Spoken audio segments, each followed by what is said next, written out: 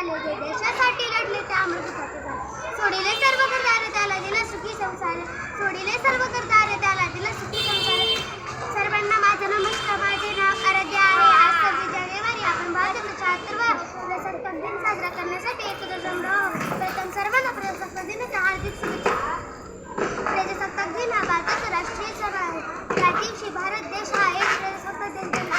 15 August 1947 रोजी आपला भारत देश इंग्रजांच्या गुलामगिरीतून मुक्त झाला. आज 26 जानेवारी 1950 रोजी आपल्या भारताला संविधान लागू झालं. डॉक्टर बाबासाहेब आंबेडकर हे संविधानाचे शिल्पकार आहेत. हा दिवस मला शांतता आणि एकतेची शिकवतो. जाता जाता मी एवढेच बोलते की विविधतेत एकता आहे आमची शान. विविधतेत एकता आहे आमची शान. म्हणूनच आहे भारत देश मान. एवढे बोलून मी माझी भाषण संपवते.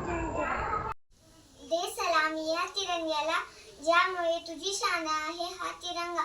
नेहमी राहू दे उंच. देशासाठी आपल्या जीवाची बाजी लावणाऱ्या थोर महापुरुषांना प्रथमतः वंदन करते आणि माझ्या भाषणाला सुरुवात करते. मित्रांनो, आज आपण प्रजासत्ताक दिन साजरा करण्यासाठी एकत्र जमलो आहोत. 26 जानेवारी 1948 रोजी आपल्या देशाने राज्यघटना स्वीकारली. डॉक्टर बाबासाहेब आंबेडकर यांनी ही राज्यघटना तयार केली. खरंच आजचा दिवस सोन्याचा दिवस मानावा लागेल.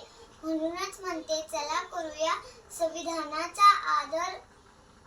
आज ज्याने दिला आपणास शिकण्याचा जगण्याचा अधिकार. संविधान आहे म्हणूनच वेगवेगळ्या जाती धर्माचे लोक सुख समाधानाने राहत आहेत.